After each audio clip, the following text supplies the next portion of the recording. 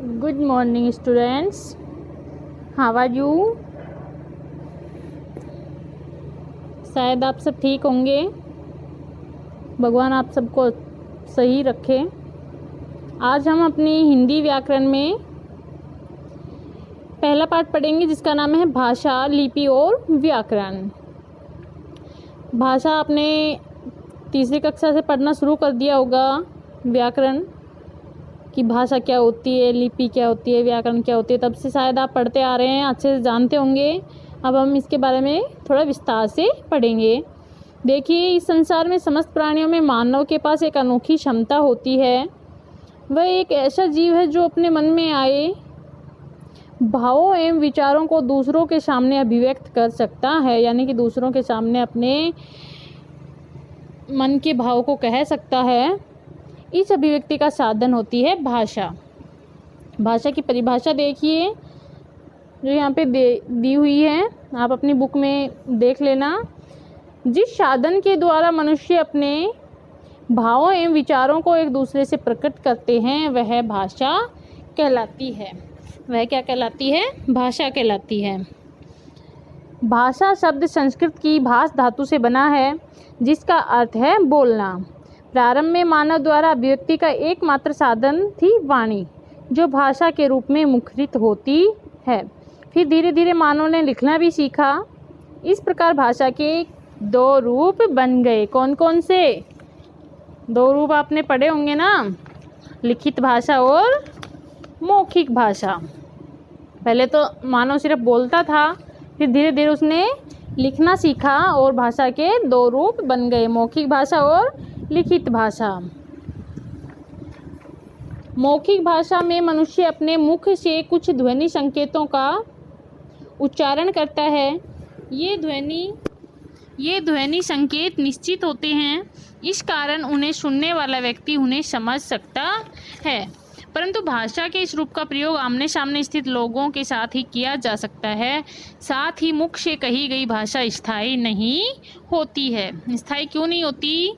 जैसे कोई भी इंसान कुछ भी बोल दे और बाद में उससे पूछने पर वो कह दे कि नहीं, मैंने तो ऐसा नहीं कहा था, तो हमारे पास क्या सबूत होता है कि उसने कहा ही था, क्योंकि उसने मुख से कहा था। और मुख से बोली हुई जो भाषा होती है वो स्थायी नहीं होती है। लिखित भाषा का उद्गम मनुष्य द्वारा बोली गई ध्वनियों के लिए कुछ विशेष लिखित चिन्हों के आविष्कार से हुआ।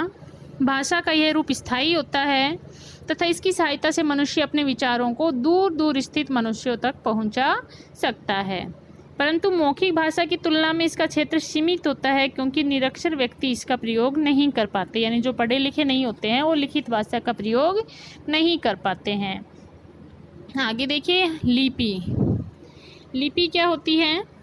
लिपि की परिभाषा होती है कि जो मौखिक भाषा है, जो बोलचाल की भाषा है हमारी, उसको लिखने के लिए जिन चिन्हों का प्रयोग किया जाता है वो लिपि कहलाती है। यहाँ पे देखिए क्या दे रखा है हमारी बुक में। भाषा की मौखिक ध्वनियों को संकेत रूप में लिखने के लिए जो चिन्ह निर्धारित किए गए हैं वे लिपि कहलाते हैं। आप जानते हैं कि आदिकाल में संसार के विभिन्न क्षेत्रों में अलग अलग भाषाओं का जन्म हुआ। संसार की प्रत्येक भाषा की अपनी एक लिपि होती है, परंतु कभी कभी किसी बड़े भूभाग के विभिन्न क्षेत्रों की भाषाएं तो अलग अलग होती हैं, मगर उनकी लिपि एक ही पाई जाती है। कि ऐसा भी हो सकता है कि एक से अधिक भाषाओं की एक लिपि हो सकती है। हिंदी भाषा की लिपि देवनागरी है, और ये लिपि हिंदी भाषा की होने के साथ साथ कौन कौन सी भाषाओं की है? संस्कृत, मराठी, नेपाली और कोंकणी, इन भाषाओं की लिपि भी कौन सी है? देवनागरी है। वास्तव में भारत में जितनी भाषाएं प्रयोग में आ रही हैं उन सब की लिपियों का मुख्य स्रोत क्या है? ब्राह्मी लिपि है, यानी कि सारी जो लिपियां हैं वो ब्राह्मी लिपि से निकली हुई हैं। देवनागरी लिपि भी ब्राह्मी लिपि से विकसित होकर अपने वर्तमान रूप तक पहुंची है।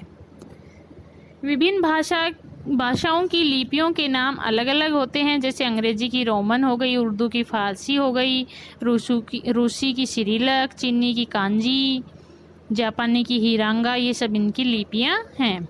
हिंदी भाषा हिंदी भाषा हमारे देश की राजभाषा है। ठीक है, राजभाषा है हमारे देश की। राजभाषा का दर्जा इसे संविधान में दिया गया है, जो 14 सितंबर 1949 को दिया गया था। और हमारे संविधान में 22 भाषाओं को मान्यता प्राप्त है। भारतवर्ष के विभिन्न प्रांतों में अनेक भाषाएं बोली जाती हैं, परंतु हिंदी भाषा बोलने वालों की संख्या सबसे अधिक है। वे क्षेत्र जिनमें यह मुख्य रूप से बोली जाती है वो कौन कौन से हैं? उत्तर प्रदेश, उत्तराखंड, हरियाणा, दिल्ली, मध्य प्रदेश, हिमाचल प्रदेश, छत्तीसगढ़, झारखंड, बिहार आदि। इनके अतिरिक्त भारत के अन्य प्रांतों में भी हिंदी के समझने वाले लोगों की पर्याप्त संख्या है। हिंदी भाषा का उद्गम देखिए कहाँ से हुआ है। हिंदी भाषा का उद्गम संस्कृत से हुआ है। हमारे काफ़ी सारी भाषाओं का उद्गम स्थल क्या है? संस्कृत ही है। काफ़ी भाषाएं संस्कृत से ही निकल कर आई हैं। संस्कृत से पाली, फिर प्राकृत, फिर अपभ्रंश भाषाओं का जन्म हुआ। अपभ्रंश से अनेक बोलियां निकली, जिनमें प्रमुख थी खड़ी बोली, मैथिली, भोजपुरी, बिहारी, ब्रज, अवधी आदि। इन सभी बोलियों में हमारे साहित्य की रचना हो रखी है। इन बोलियों के समूह से हिंदी भाषा की उत्पत्ति हुई है।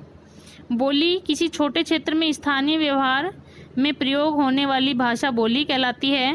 प्राय बोली के बोलने वालों का उच्चारण संबंधी भिन्नता होती है।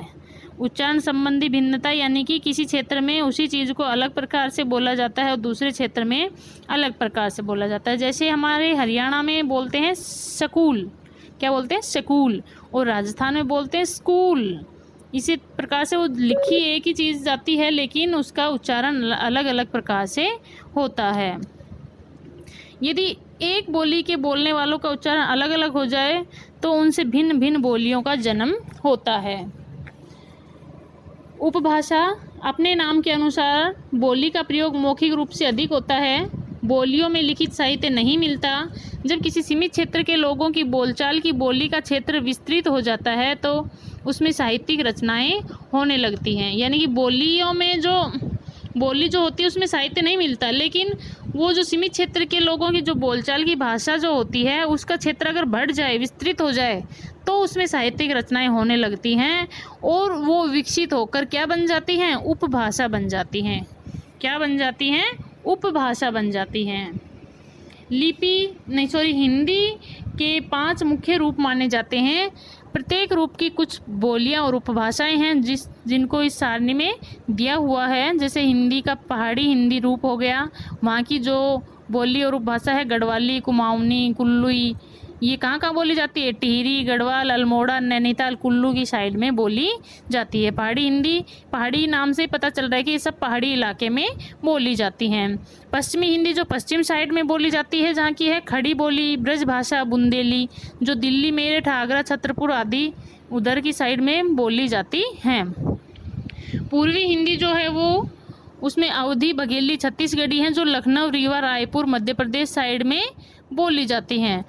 बिहारी हिंदी जो बिहार साइड में बोली जाएंगी, मैथिली, भोजपुरी, मगही जो दरभंगा, बलिया, गया जो उत्तर प्रदेश में है वहाँ ये बोली जाती हैं। राजस्थानी हिंदी जो मारवाड़ी, मालवी और निमाड़ी इसकी बोलियां और उपभाषा हैं, जो जोधपुर, बीकानेर, उज्जैन, खंडवा की साइड में बोली जाती हैं। आगे हमारा देखिए हिंदी साहित्य। हिंदी के जिस रूप को आज राजभाषा के रूप में जाना जाता है वह खड़ी बोली कहलाता है। राष्ट्रीय समाचार पत्र, पत्रिकाओं, दूरसंचार के साधनों आदि में खड़ी बोली का ही प्रयोग किया जाता है। किंतु यदि हम हिंदी साहित्य के इतिहास का अध्ययन करें तो पाएंगे कि खड़ी बोली के वर्तमान रूप में लिखित साहित्य का विकास 19वीं शताब्दी से प्रारंभ हुआ है। प्राचीन काल में हिंदी की अन्य बोलियों एवं उपभाषाओं में अनेक विश्व स्तरीय रचनाओं का निर्माण हुआ। ऐसे ही कुछ रचनाएं यहाँ पर दी गई हैं। जैसे अवधी भाषा में तुलसीदास ने रामचरितमानस लिखा है। मलिक मोहम्मद जायसी के द्वारा पद्मावत लिखा गया है। कौन सी भाषा में? अवधी भाषा में। ब्रज में सूरदास के द्वारा सूरसागर और बिहारी की सतसई जो ब्रज भाषा में है। मैथिली भाषा में विद्यापति द्वारा रचित पदावली है। सदुकड़ी भाषा में कबीरदास जी की साखियाँ हैं। आज खड़ी बोली हिंदी भाषा की लिखित रचना का सशक्त माध्यम है। खड़ी बोली के कुछ प्रमुख साहित्यकार कौन कौन से हैं? जैसे गद्य साहित्यकार हैं भारतेंदु हरिश्चंद्र, प्रेमचंद्र, रामचंद्र शुक्ल, महावीर प्रसाद द्विवेदी, मोहन राकेश आदि। और पद्य साहित्यकार हैं मैथिली शरण गुप्त, जयशंकर प्रसाद, सुमित्रानंदन पंत, महादेवी वर्मा आदि। हिंदी भाषा का मानक रूप। हिंदी भाषा का क्षेत्र अत्यंत व्यापक है, यानी विशाल है, बड़ा है। आपने देखा कि भिन्न भिन्न क्षेत्रों में हिंदी के विभिन्न रूपों का प्रयोग होता है, इसलिए आवश्यक हो जाता है कि हिंदी में एक रूपता लाई जाए। यानी अलग अलग क्षेत्रों में अगर ये इसका क्षेत्र व्यापक है तो इसके रूप में विभिन्नता भी आ गई है, और ये कोशिश की जा रही है कि इसके रूप में एक रूपता लाई जाए। इस भ्रम की स्थिति को दूर करके हिंदी को एक अंतर्राष्ट्रीय रूप में स्थापित किया जा सके। इस दृष्टि से अनेक विद्वान और शिक्षाविद हिंदी को मानक रूप बनाने का कार्य कर रहे हैं। इस दिशा में भारत के शिक्षा मंत्रालय के अंतर्गत केंद्रीय हिंदी निदेशालय में वर्णमाला एवं वर्तनी की एक रूपता स्थापित करने का कार्य चल रहा है। व्याकरण देखिए, प्रत्येक भाषा के अलग अलग नियम होते हैं।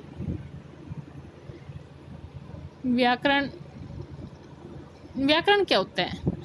वि उपसर्ग पूर्वक और आ उपसर्ग पूर्वक क्री धातु से व्याकरण शब्द बनता है। प्रत्येक भाषा के नियमों को जानने के लिए हमें व्याकरण का अध्ययन करना बहुत ज़रूरी होता है। अगर हम व्याकरण का अध्ययन नहीं करेंगे तो हम उस भाषा को शुद्ध रूप से लिख बोल नहीं सकते हैं।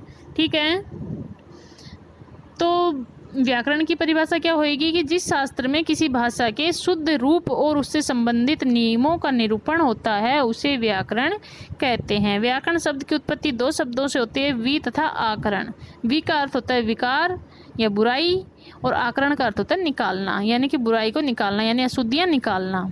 अतः भाषा के विकार को निकालकर उसे शुद्ध रूप प्रदान करना ही व्याकरण कहलाता है। व्याकरण के 3 भाग होते हैं जो हमने पिछले क्लास में भी पढ़े थे, वर्ण, शब्द और वाक्य। वर्ण विचारों में वर्ण आते हैं, वर्णों के भेद आते हैं, उच्चारण, मात्राएं आदि आती हैं। शब्द विचार में शब्दों के प्रकार, उनका रूप परिवर्तन, बनावट आदि के नियम आते हैं। और वाक्यों में वाक्य निर्माण, वाक्य के भेद और विराम चिन्हों का वर्णन है, जो हम आगे के चैप्टरों में पढ़ेंगे। ठीक है, आज के लिए इतना ही। आपका चैप्टर फर्स्ट ख़त्म होता है। इसके जो प्रश्न उत्तर हैं वो हम नेक्स्ट वीडियो में पढ़ेंगे। धन्यवाद बच्चों।